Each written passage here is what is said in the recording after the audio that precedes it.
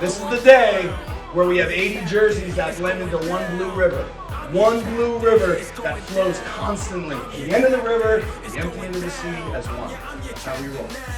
Sing it for us, Sarah. Hooray for us! Hello and welcome to the Serra High School Football Podcast. Patrick Walsh, how are you doing? I'm doing great, thank you. I'm going to call this podcast a December to Remember because you are dressed for it. Can you tell us a little bit about your suit? That's right. Well, I went to a Christmas parade in San Luis Obispo Christmas several years ago, and I saw a guy wearing this suit. Nice. And I go, that's the best thing I've ever seen. You make me so happy. Like, you bring joy to me, but that you actually wore that thing. I'm like, where'd you get it? And then he just told me where to get it. If anyone's interested, it's opposuits.com. Very nice. Totally random, goofy stuff. And I'm like, I got to have that. So I've had it for like 15 years. I love it. It's great. Yeah. I was like, from afar, I was watching you walk across. I'm like, are we Uncle Sam? I'm like, oh no, it's very festive. It's very festive. It's December. And like I said last week, when Christmas lights are going up and you're still practicing, it's December. Very, very good things are happening. So that's an exciting time. So definitely. Here we are. Well, it's a very exciting week. We obviously podcasted last week. We had a lot of good news to say about our WCIL Football Players of the Year. And this week, the Cal High Sports also released their 2023 Fall Athletes of the Year. And for our section, our winners include the Offensive Player of the Year, Malawaki Smith, and Defensive Player of the Year, Jabari Mann. Wonderful, totally...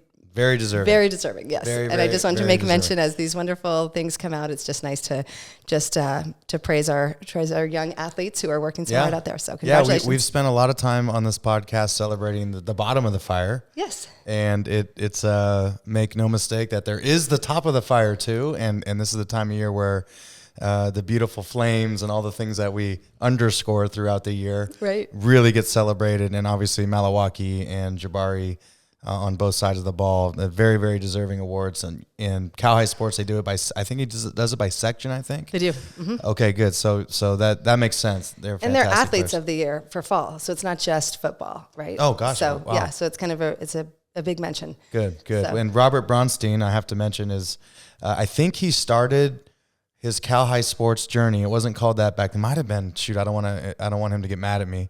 But he started in my senior year, his first year of doing. Oh, really? Of doing what he does, which wasn't at Levi Stadium in a beautiful facility, and like he started ground floor business. What an entrepreneur! And I'm so proud of him, and what he's done for high school sports. You know, Alf at Get Sports Focus, and some of these guys.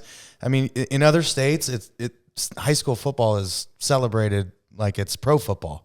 And California is not that way with local media. So if it wasn't for guys like Robert Bronstein and Alf and at Get Sports Focus, then there wouldn't be anything for our guys, you know? I know Mitch Stevens did it with the San Francisco Chronicle, and Darren Saavedra does a great job with the San Jose Mercury News. Right. And it's because of these guys that it continues to bring life to amateur athletics. Right. No, it's a really good point, especially because we have so many, pro teams that, and we have a lot of collegiate teams in that concentrated area too. So really good point. I'm glad you brought that up. And then Nate Mallett and Terry Bernal locally with the San Mateo Daily Journal, and Glenn Reeves has been around for a long time. Now I sound like a super old timer, but Vern, our buddy Vern too. Vern Glenn loves the opportunity to celebrate youth sports, and did a great show on the retired coach from Mac High School last week. He always sends it to me, and these are wonderful people that cover our youth, and I'm glad they do, because I'm very glad that they do it, because our kids, whether they're at Serra or wherever, deserve to be celebrated. Totally. And our programs, they still matter. High school sports still matters. And it matters on a very, very deep level. These are formational years. These years cannot just be glossed over. And it doesn't necessarily mean you got to have your name in the paper to be successful, but it just brings a little bit more panache, a little bit more. And I love someone who throws a good party, right? These guys, They celebrate it, they love it, they get into it, and I'm very grateful for those people. Definitely. I was just thinking, we had Channel 2 out here a couple months ago. Christine Rendon did a great high school sports story on a lot of our starters, so that was really fun too. And that was months ago. So we've had some great coverage. So well deserved, of course. They've worked hard. But speaking of great coverage, I just wanted to do a shout out to the CSM Bulldogs. They've had an incredible incredible season. They're going to the state championships for the second time in 2 years as well. Last year they won. But I guess they had a wonderful game that you were present for against American River with I guess it was a nail biter to the end with a score of 30-27. Yeah, great talk game. about that? It was a fantastic game. Coach Tim Tulloch is the head coach up there. He's done a great job. Coach Larry Owens was the legendary CSM coach there forever. Tom Martinez coached up there. It was Tom Brady's quarterback coach. And you know, junior college football has changed so much over the years. People that have not watched a junior college football game needs to go to one, because it's just junior college. Like, it's kind of like that. Mm-hmm. Stigma for no reason. Nope. You go up there. Penn State was there. TCU was there. The coaches were there. I mean, this is a massive. Coach Brent Brennan, the head coach of San Jose State, was there, and CSM and City College of San Francisco and American River College up in Sacramento, who they played. These are hotbeds for recruiting now. It's like, I'm just going to go to CSM. Like, you better think about that for a second. There's some of the top talent in the country, and CSM is winning national championships. So exactly. It's very, a really very big proud. deal. Tons of Padres on that team too. Tons of, coaches who are really well connected with us as well. Yeah, it was really great. I mean, we have Padre coaches, Padre players, Padre fans, Padre parents. It's really, really great to see. And I felt great. It was a beautiful day. And by the way, I think I'm going to try to purchase that land and develop it. I think that would be $1 billion idea. That would be smart. The best views on the planet. So I can't believe it. The junior college system is winning when it comes to land development in California. I don't know if you've seen Santa Barbara City College. SBCC. You're right. They haven't There's a figured lot. it out. Yeah, exactly. Anyway, so I was very proud of the Bulldogs, and they're playing at 1:00 at Riverside Junior College for the state championship. And we are Saturday at 1, right? 7 hours later, right? Yeah, exactly. What's interesting is just on Highway 92, some of the best football in Northern California, just sitting right next to each other. Yeah, right next. One exit away, right? We take a lot of pride in that. Something in the air. Yeah. Awesome. Well, good. Well, this is such an exciting week. Like I said, you just told me, actually, we have plenty of coaches out here right now coming to celebrate, just this, wonderful week of practice before we embark on another really, really big game. So I wanted to kind of talk to you just about, what's it like out there right now? Well, it's kind of a big advantage on the recruiting front, because we're the only team basically playing. And there's a few other De La Salle and a few other Northern California, but coaches, they're coming here and they get an opportunity to see us practice. So their seasons are officially over. And so now they're out on the road doing their recruiting before the December 20th signing day. That's right. And finishing up things and finding new diamonds in the rough. And so it's really nice to have the coaches out here. We have USD out here today. San Jose State's coming. Obviously we have a couple commits to San Jose State. Right. So they're coming out here. Tennessee's coming tomorrow because they offered Cole Harrison. They're coming tomorrow. University of Pittsburgh was here yesterday. They've offered Cole Harrison. It's great to Tosh Lupoy from Oregon. My buddy. Yes, I actually coached him at De La Salle, so it's always great when Tosh comes through, because the room lightens up. Even though he had a tough loss against the Huskies. Yep, I saw that. So there's no downtime for college recruiters. So on that note, it's very important to us. And I actually talked to Nick Whitworth at Washington State today. And he called and he goes, you know what? I just really want to thank you for, making Washington State feel like we're Tennessee, or, because they're not. It's not SEC school. And I said, Nick, we're doors open for everyone, because we know how hard your job is. Right. I've seen these guys come through here, in the 4th week or 5th week of recruiting in May, and they're just, oh my gosh, I haven't seen my family. And it's like, we want them to feel like they're a part of our Ohana when they walk through these doors. They get their jobs done. They know they report to the head coach. They need to come back with something. So we take great pride in opening up our doors. Coach Bell does a great job. In our whole campus, when someone walks on campus to recruit our kids, lightens up. Our practices are a little bit faster. Yeah. I'm gonna divulge a secret. I have all 119 or so Division I polos in my closet. And when a friend comes to watch, I hand him a polo from Miami. There you go. Put that on. Just come out and stand here. Practice seems to go a little bit faster when the polo and the logo shows up. There you go. I got to show this guy. That's awesome. That's a joke, but that was when actually a really good idea. When Mafi had his draft party, we had every hat. Which one's he going to choose? That's right. That was fun. That was fun. I'll never forget when the head coach at Notre Dame came through here. Oh, nice. My gosh, Brian Kelly, and he was recruiting one of our guys, and the school shut down. It was like, Catholic school on Catholic school. Right. Brian Kelly's here. Like it galvanizes things. And I've heard stories about Nick Saban showing up in helicopters. That hasn't happened yet at Serra, but maybe someday. Someday. Yep. Never know. I mean, look at us now, right? I mean, Yeah. going to state for the open state for a third time in a row. So, I mean, anything can happen. That's right. In terms of just the trip itself, and we're going to get to Mater Dei, we're going to talk about that team. We're going to talk about our experiences with that team as well. But in terms of logistics, anything you want to share about the trip? I mean, I know you guys have been copiously planning it. Yeah. The last several years, we've actually taken a plane down to Southern California, and a notable alumni has funded it. I don't want to say it out loud, but it's and this year was like I declined that opportunity just because this is a business trip. I mean, I was thinking back to 2016 when the first time we played in the state championship. 2019 was the first time we went on the road to do it, and now we've done it before, and we've done it before with majority of these guys. And so now we're waking up Friday morning, we're getting on the bus, we're going to go practice at St. John Bosco. It's a holy day of obligation. Yes. So we're going to go to the chapel. We're going to do our chapel there. We're going to go to dinner. We're going to go to sleep. We're going to wake up in the morning. We're going to have breakfast. We're going to go to Orange Lutheran, which is another friend of ours.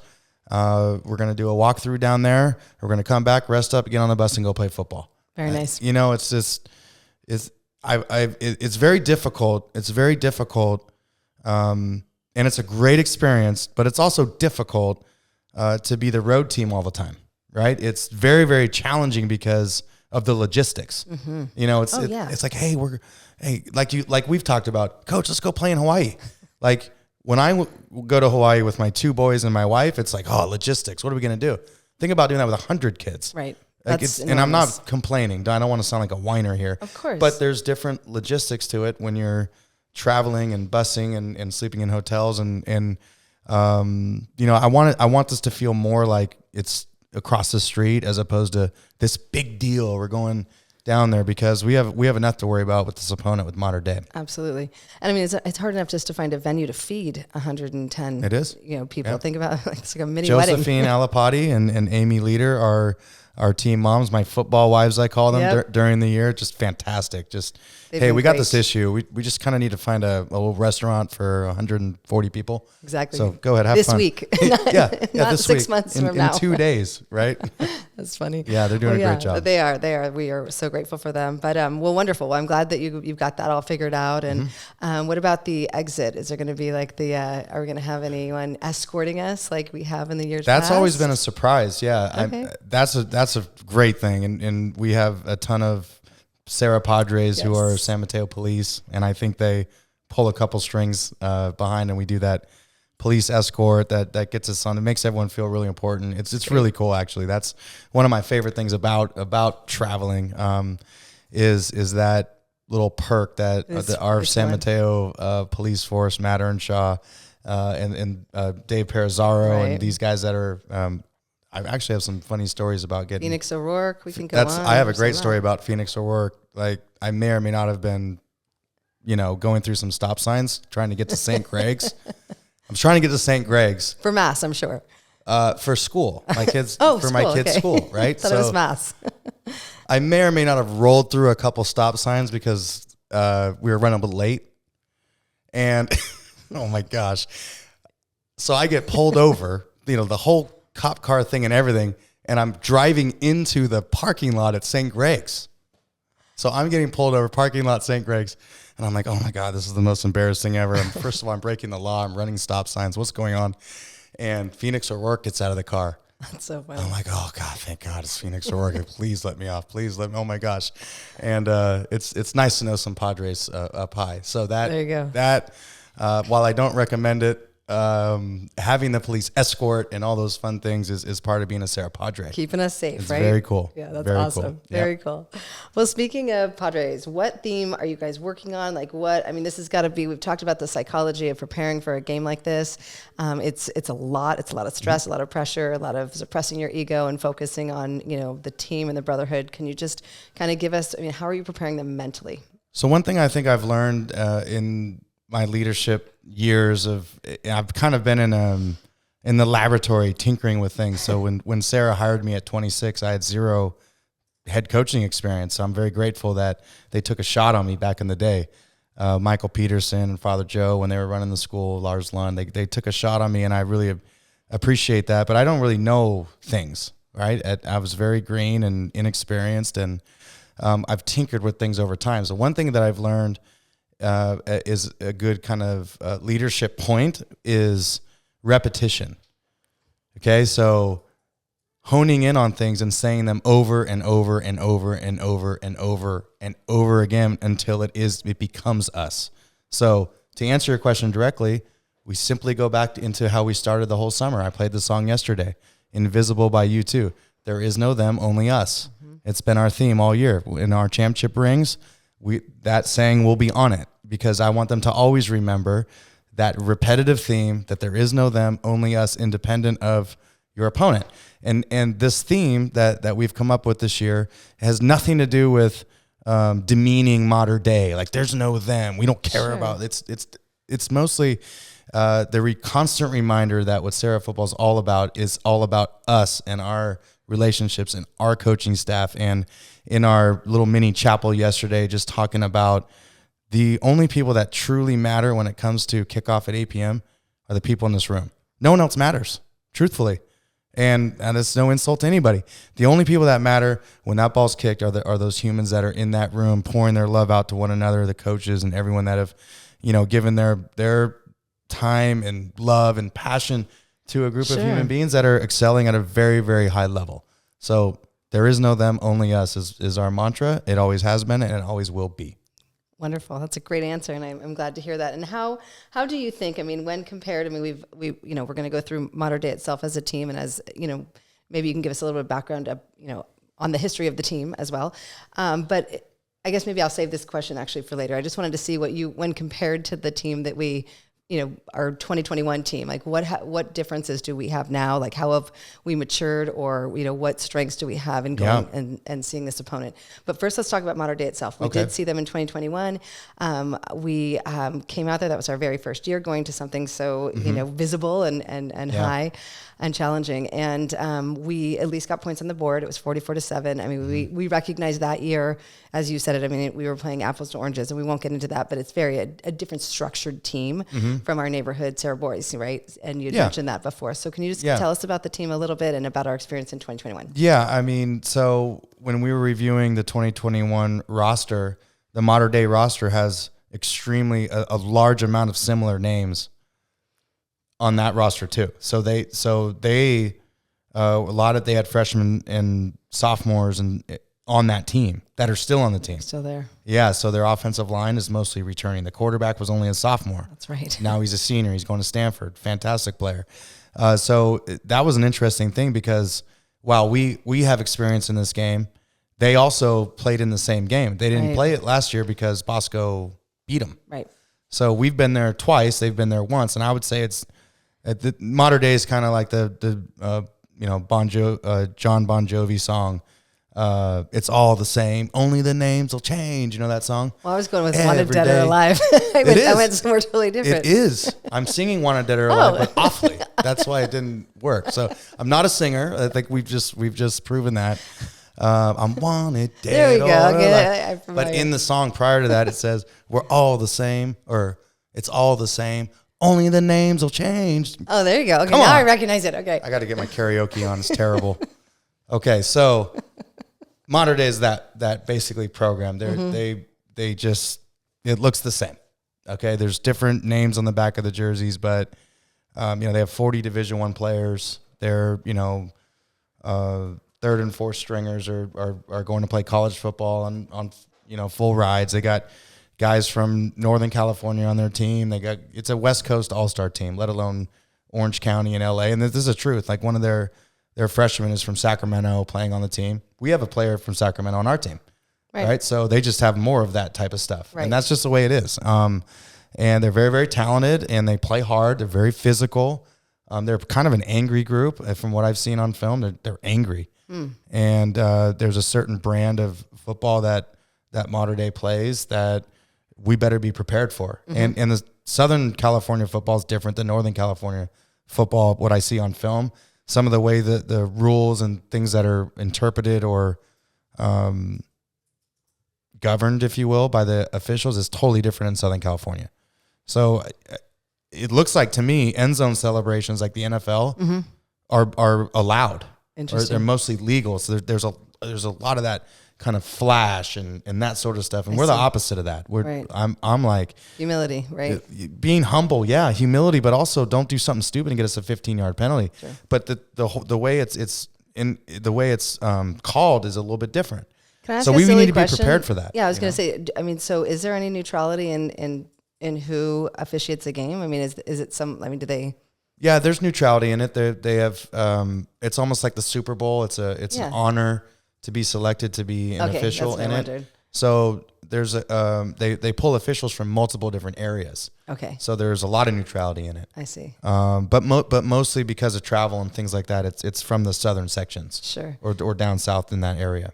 And what other differences can you identify with the two teams? You mean our team and their team? Yeah. Monarchs versus Padres. Well, I don't know. There is no them, only us. I mean, I can just tell you they look very similar to what they did in 21. Mm-hmm. As a matter of fact, their defense might be better overall. They have one of the best collective groups of talent I've ever seen on defense. You know, this is nothing I haven't told the team. And sure. Very, very good players. Their front is very good. They have very, very strong defensive line. Their edge players are very strong. The umbrella in the secondary, you know, they got guys going to Texas and Alabama, and they got just some fantastic players on the back end of their defense. And like I said, the offense is mostly returning. Many of the guys, it seems like almost the entirety of the O-line is returning. The quarterback's returning. The running backs have played in these big games, so there's a lot of returning talent on the offense. So they have experience there, and their defense is. I would say the strength of the Mater Dei defense or the Mater Dei team is their defense this year. Okay. Yeah. So you know, being able to they're like our defense. I mean, it's hard to move the ball. It's hard to get yards. They take advantage of mistakes. Mm-hmm. They force takeaways. They score on defense. So those are the type of things that we need to be mindful of if we want to get that game into the fourth quarter and be in an opportunity to win the game late. So all the games, you know, that we've seen and know about them is we got to weather that storm early because they're going to come out like they do, right? Firing on all cylinders. They're coming right from home. It's basically a home game for them. Mm-hmm. So it's a tough challenge. But if there's ever a team that's going to be up for that challenge, it's this team. This is where they've wanted to be. This is where, like I've been saying, I'm following this team this year. It's really fun. You've said that. I've said it. Great. So this is what they said they wanted to do in January, and that's what we're doing here in December. Nice. Yeah, and you said you've excited. All of this that you just said you've mentioned to the team multiple times. What is their response to it? Exactly what you just said. They're ready to go. They're ready to go, and it's you don't just turn on any news thing. It's like, oh, Mater Dei's number 1 in the country. Like, what am I going to hide that? In like, the country. They're not number 1 in the country. They're not state, good. Right? Like they're bad. I've always told the team, I will always tell you the truth. And if I will tell you the truth, if we're doing well, I'll tell you the truth. If we're not doing well, but I'm always going to tell you the truth. I'm going to tell you the truth about our opponents because the kids see through. From my experience, kids see through. Like I would call it like a sly motivational tactics, let's call it. Right. They don't believe it because they know too. I mean, particularly in this world where everything's public. Transparent, right? Or everything, should be. Yes. I mean, everything's public. It's Public's a better word. They know more than I do when it comes to these sort of things. So I'm not going to sit there and try to like trick them. Right. You know, it's like, you know, we need to play our very, very best brand of football that we've played all year long. And that's what it's going to take. And in the last 2 weeks, we had a bye week, so it's like, have you seen just some amazing precision and focus, and they're really taking this seriously? They are. They have been. They've taken this whole year seriously. Obviously, with their look at their record. I didn't mean that. I just meant more like there's always that ramp up. Like, okay, we can. It is ratcheted up, and this is so every year I do a depth chart for this game, and not a lot of our games are covered on TV. And early in the year, there was a broadcast that needed a depth chart. So it was like, I think it was week 2. And it was the De La Salle game. That was week 2. And I did a depth chart. And I haven't done a depth chart basically in this fashion. I do it on PowerPoint and try to make it nice so the TV guys can, look down and see the 2 deep and it takes a little bit of time. So if they don't ask me to do it, I don't do it. So here's an amazing thing. Usually when I do those depth charts, I delete names because, oh man, too bad that kid got hurt, or man, we really could have used him, but now this guy's in and whatever. Right. There are 0 changes. Wow. 0. Since week 2. That's amazing. 0. I mean, this is one of my favorite things to say is if you want to win it all, you have to get lucky in 2 major areas, injuries and penalties. This team, and I think a lot of it has to do with the prowess of the team, we lost 0 starters this whole year. O-line is back. Quarterback has played every single game. The defense has played every single game. It's really kind of remarkable, actually, and to say what I'm saying, it's a championship year. We've gotten very, very lucky when it comes to injuries. Right. I can think of 2 starters last year and the year before that, one each that, was early in the season. We lost them, remember? Totally. It was a devastating blow to the team. Yeah. We played a state championship game without Neil Maffey. We played a state championship game without Dalen McLemore, or he was coming Shoulder, off, right? Or collarbone. He broke his collarbone, so he did what he could in that game. And ultimately came out because, and the guys showed such warrior spirit in that game. Hassan Mahassan didn't play in the state championship game.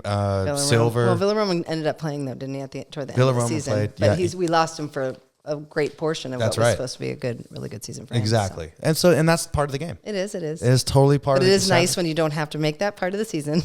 Not part of the season to date.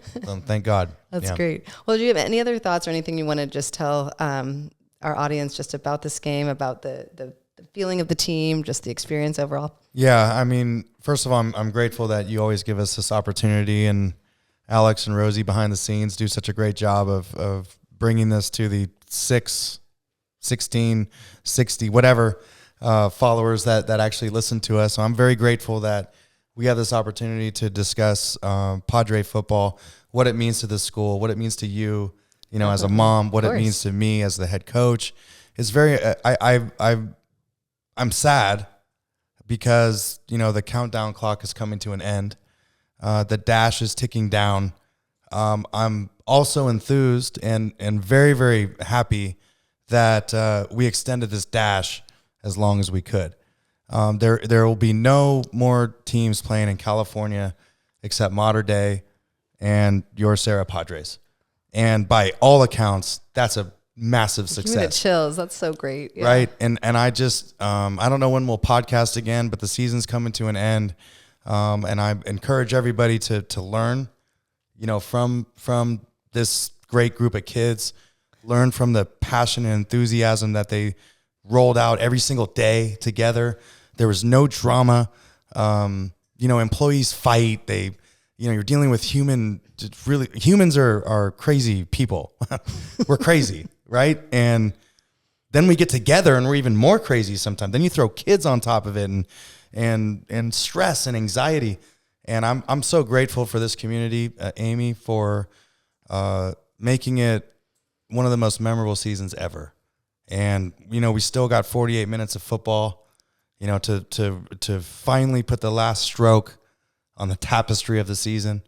But this team has left a legacy here at this school on 20th Avenue that'll last forever. And that's they will be in the Hall of Fame here. There's no doubt about it, independent of what happens Saturday night.